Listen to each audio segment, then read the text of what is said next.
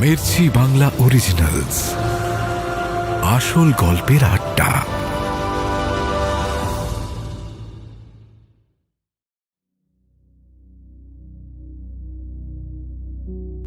সকলে এখনও ক্যান্টিনে।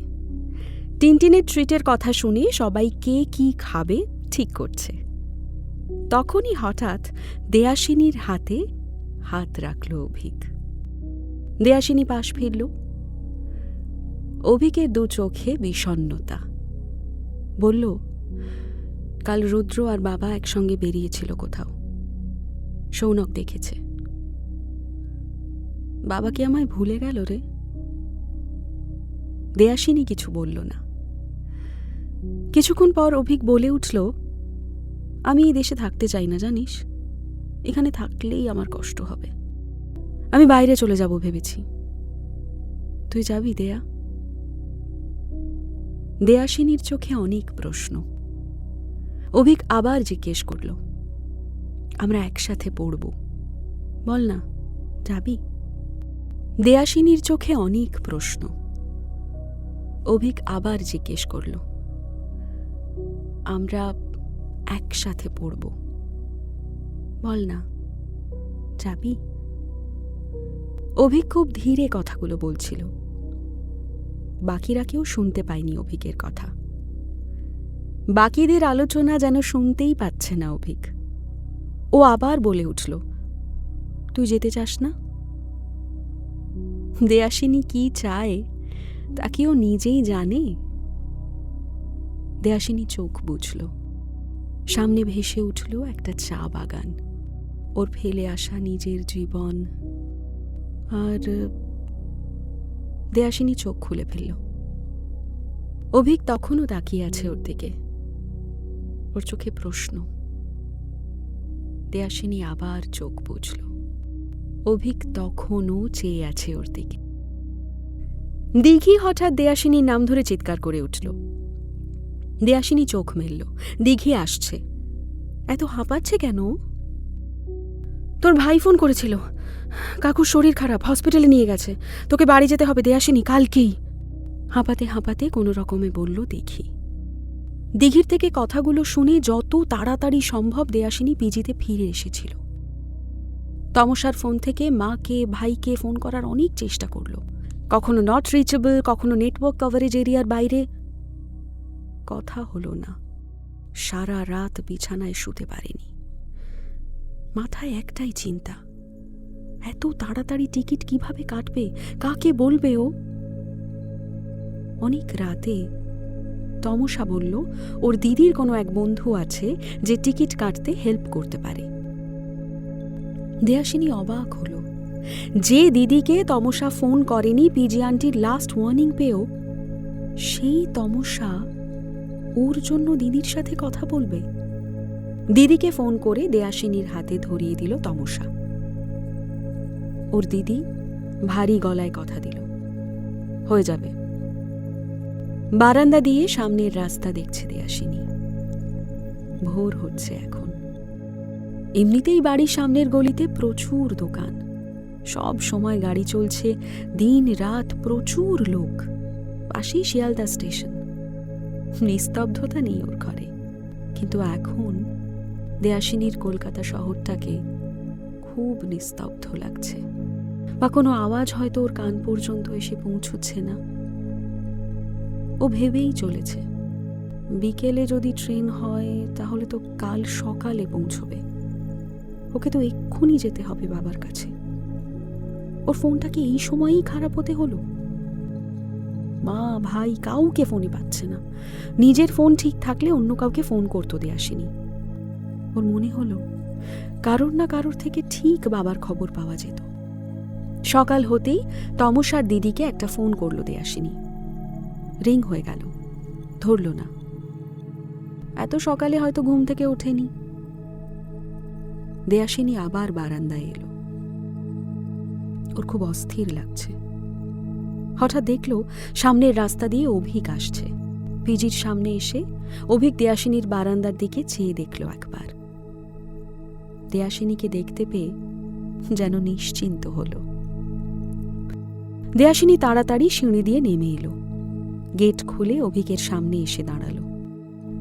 অভিক দেখল দেয়াসিনীর চোখে মুখে সারা রাত ঘুম না হওয়ার ক্লান্তি, চুলগুলো এলোমেলো, মনের ভেতরের অশান্তি, তবু বাইরে থেকে দেয়াসিনীকে কত শান্ত দেখাচ্ছে।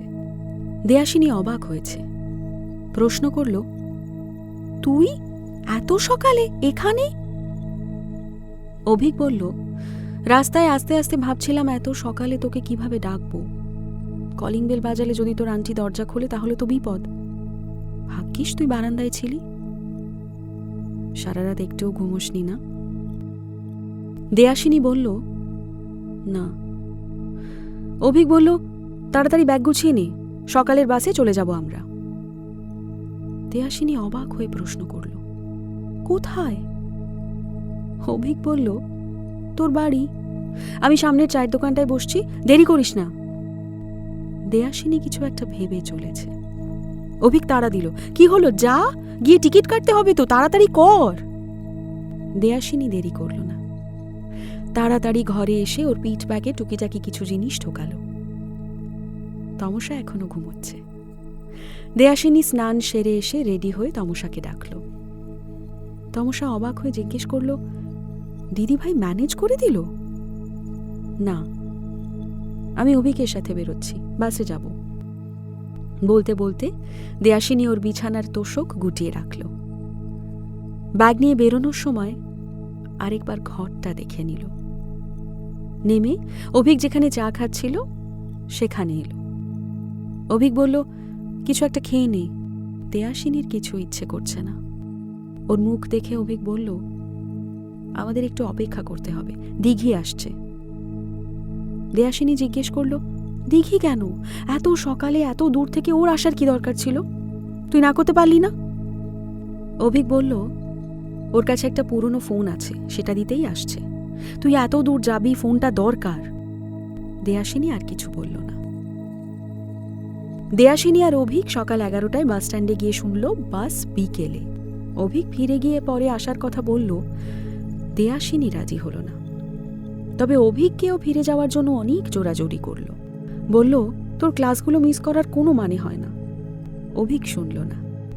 দেয়াসিনী ভাবল ওকে বাসে তুলে দিয়ে হয়তো ফিরে যাবে অভিক, কিন্তু তা হবার নয়। অনেকক্ষণ বসে আছে ওরা, সময় কাটছে না। তাই ভাবল কিছুক্ষণ হেঁটে আসবে। হাঁটতে হাঁটতে গঙ্গার ঘাটের দিকে গেল।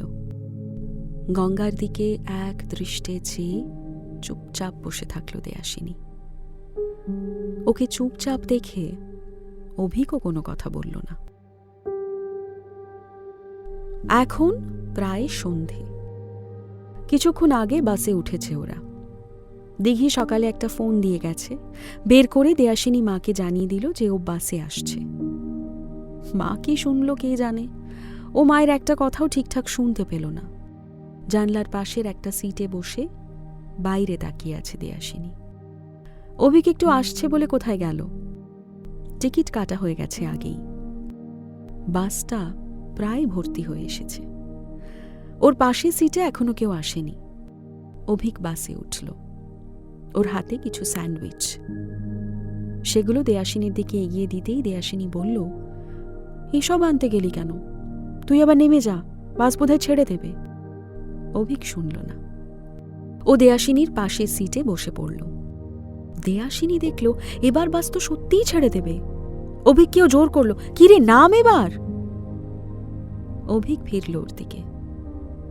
আমি তো যাচ্ছি তোর সঙ্গে। দেয়াসিনী ভীষণ অবাক হয়েছে। ইয়ার কি করছিস? অভিক পকেট থেকে ওর টিকিট বের করে দেখালো। দেয়াসিনী আর কি বলবে ভেবে পেল না। বাসটা চলতে শুরু করেছে। দেয়াসিনী একটু সময় নিয়ে অভিকের দিকে ফিরে প্রশ্ন করল, আমার জন্য এত ভাবছিস কেন? অভিক কখন যে বই খুলে পড়া শুরু করেছে দেয়াসিনী দেখেইনি। তার প্রশ্ন শুনে চোখ দুটো একবার নামিয়ে আবার পড়ায় মন দিল অভিক। কিছুক্ষণ অপেক্ষা করে দেয়াসিনী আবার জানলার দিকে ফিরল। কালকে ক্যান্টিনে অভিকের প্রশ্নটা ওর মনে পড়ল। কাল অভিক অনেকটা আকুতি নিয়ে প্রশ্ন করেছিল, ওকে সঙ্গে যাওয়ার কথা বলেছিল, কিন্তু শুধু বন্ধু হিসেবেই কি ওকে এই কথাগুলো বলেছিল অভিক? ও যা ভাবছে সেটাই কি বোঝাতে চেয়েছিল? এই প্রশ্নই ঘুরপাক খাচ্ছে দেয়াশিনীর মনে। এদিকে অভিক অন্য কিছু ভাবছিল। অভিকের ইচ্ছে মাস্টার্স বাইরে কোথাও থেকে করবে, কিন্তু দেয়াশিনীকে ছেড়ে যেতে হবে এটা কিছুতেই ভাবতে পারছে না ও। তাই কাল ক্যান্টিনে দেয়াশিনীকে সঙ্গে যাওয়ার কথা বলেছিল, কিন্তু দেয়াশিনীর কাছ থেকে উত্তর পায়নি। মনে মনে কেঁপে উঠেছিল অভিক। কেন এই ভয়? অভিক তা জানে, শুধু জানে না দেয়াশিনীর মনের কথা।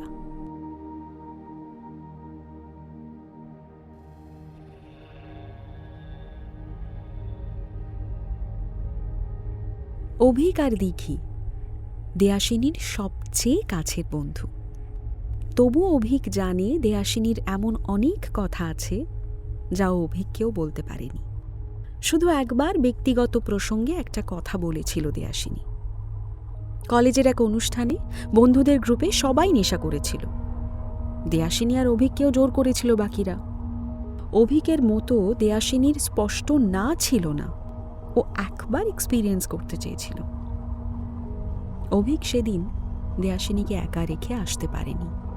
নেশা করার পর দেয়াশিনী একদিকে চুপচাপ বসেছিল। খানিক দূরত্ব রেখে বসেছিল অভিক। আশেপাশে ছড়িয়ে ছিটিয়ে ছিল বন্ধুরা। নিজের সম্পর্কে, নিজের ভালোবাসা সম্পর্কে সেদিন প্রথম দেয়াশিনী কিছু বলেছিল। খুব নিচু গলায় উচ্চারণ করেছিল, দীপ্তদার চোখ দুটো কি সুন্দর ছিল, আমি কিছুতেই ভুলতে পারি না। যেন নিজেকেই বলেছিল কথাটা। অভিক জানতে চেয়েছিল, দীপ্তদা? দীপ্তদা কে দেয়াশিনী? দেয়াশিনী ভাবেনি অভিকের কানে পৌঁছবে এই কথা। অভিকের দিকে শূন্য চোখে চেয়েছিল খানিকক্ষণ, তারপর ধীর গলায় বলেছিল, আমি ভালোবাসতাম। তারপর আর একটা কথাও বলেনি দেয়াশিনী। অভিকও নিজে থেকে এই বিষয়ে কিছু জানতে চায়নি, কিন্তু আজ দেয়াশিনী যে ওকে পছন্দ করে এটা অভিকের কাছে স্পষ্ট। তাই ও ঠিক করেছে দেয়াশিনীর সঙ্গে সরাসরি কথা বলবে। অভিকের মন ছুটছে, এদিকে দেয়াশিনীর চোখে ক্লান্তিতে ঘুম নেমে এসেছে। ছোটবেলা থেকেই বাসে বা ট্রেনে উঠলে দেয়াশিনীর ঘুম পায়। আচমকা ঘুমটা ভেঙে গেল। চোখ খুলে দেখল বাসটা অন্ধকার হয়ে আছে। কত রাত হয়েছে বুঝতে পারল না, কিন্তু পাশে অভিক নেই। ওর টেনশন হলো। হঠাৎ অভিকের গলার আওয়াজ পেল পেছন থেকে। একজন বয়স্ক ভদ্রমহিলাকে অভিক প্রশ্ন করল, এখন ঠান্ডা কম লাগছে ঠাম্মা? তিনি উত্তর দিলেন, হ্যাঁ, কিন্তু তোমার সত্যি শীত করছে না তো বাবা? অভিক বলল, আমার একদম ঠান্ডা লাগছে না। দেয়াশিনী কিছু বুঝতে পারল না। সিটে উঠে দাঁড়িয়ে পেছনে দেখতে ওর লজ্জা করছে। ভাবল অভিক ফিরলে ওর থেকেই জেনে নেব। অভিক ফিরে এসে দেয়াশিনীর ঘুম ভেঙেছে দেখে বলল, বাবা, ঘুম ভাঙলো তবে তোর? যা ঘুমিয়েছিলি, আমি তো ভাবছিলাম একেবারে নামার সময় চোখ খুলবি। দেয়াশিনী ওর কথাটাকে পাত্তা দিল না। তুই পেছনে কি করছিলি? আরে পেছনে একজন ঠাম্মার শীতে খুব কষ্ট হচ্ছিল, আমি আমার জ্যাকেটটা দিয়ে এলাম। দেয়াশিনী অন্ধকারেও দেখল অভিকের চোখে জল। দেয়াশিনী অভিকের হাত ধরে চুপ করে বসে রইল। অভিক বলল, কতদিন ঠাম্মাকে দেখিনি রে। বাবা আসানসোলে গেলে সৌনকের থেকে বাবার খবর পাই, কিন্তু ঠাম্মা কেমন আছে কিছুই জানি না। আমি চলে আসার পর ঠাম্মা আর আসানসোলে ফেরেনি। মাঝে মাঝে মনে হয় ঠাম্মা ওদের বিশ্বাস করেনি, কিন্তু আমার খোঁজ নেওয়ার চেষ্টাও তো করেনি। ঠাম্মা আমাকে অবিশ্বাস না করলে নিশ্চয়ই আমার খোঁজ করত। দেয়াশিনী মনে করে একমাত্র কথা বলেই সবকিছু ঠিক হওয়া সম্ভব। অভিক যদি একবার বাবা ঠাম্মার সঙ্গে গিয়ে কথা বলে, ওরা নিশ্চয়ই ওর কথা শুনবেন। কিন্তু অভিক, সে কথা বলতেই রাজি নয়। ওর মতে এরা যখন নিজে থেকে সিদ্ধান্ত নিয়েই নিয়েছে, ওকে অবিশ্বাস করছে, তখন কথা বলে আর কি হবে? দেয়াশিনী আরেকবার বোঝানোর চেষ্টা করল, ধর যদি কোনোদিন আমাদের মধ্যে, মানে আমার আর তোর মধ্যে কোনো রকম ভুল বোঝাবুঝি হয়, তুই তাহলে তোর অভিমান নিয়ে চুপচাপ সরে যাবি, কথা বলবি না, মানে আমাদের বন্ধুত্বটা নষ্ট হতে দিবি, তাই তো? অভিক স্পষ্ট করে বলল, আমাদের বন্ধুত্ব ভাঙবে না, তোর মতো করে আমাকে কেউ বোঝে না। আচ্ছা, আমি তোকে বুঝি, তুইও বুঝিস আমাকে, কিন্তু ধর পরিবেশ পরিস্থিতি এমন হলো যেখানে আমাদের মধ্যে ভুল বোঝাবুঝিটাই বড় হলো, শুধুমাত্র কমিউনিকেশনের অভাবে। তুই বাবা ঠাম্মাকে একটু বেনিফিট অফ ডাউট দিবি না? অভিক কিছু ভাবল। বাসটা একটা ধাবার সামনে দাঁড়ালো। ওরা খেতে নামলো। অভিক টয়লেটের দিকে এগোলো।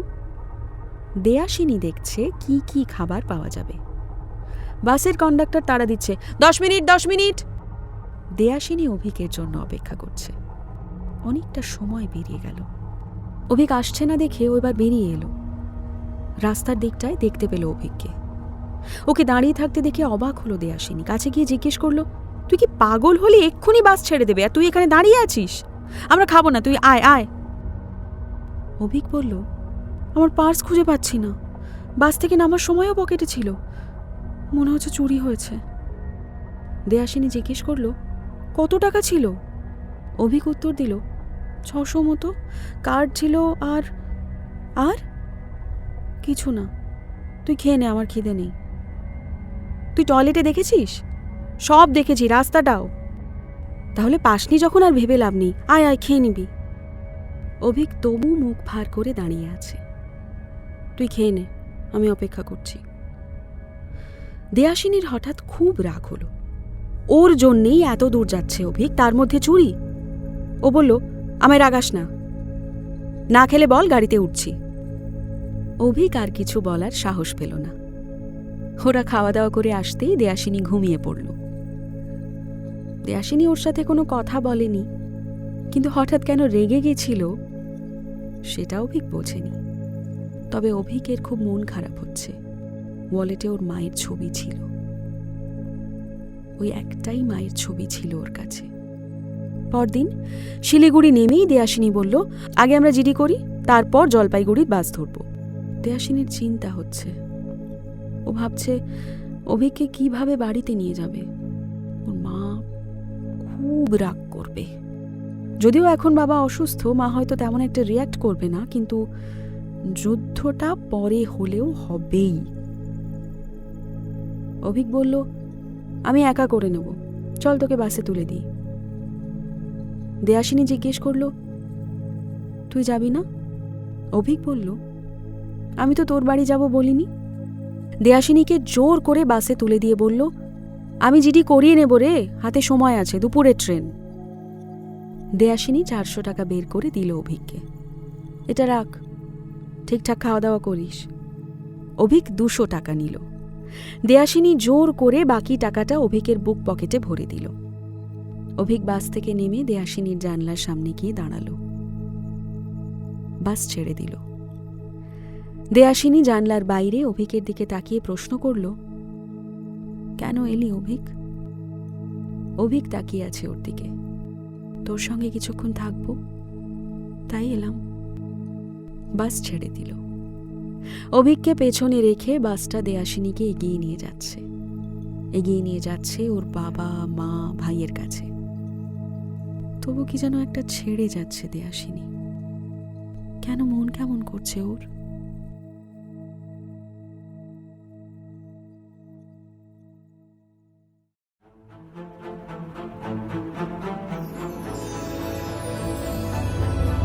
মির্চি বাংলা অরিজিনালস, আসল গল্পের আড্ডা।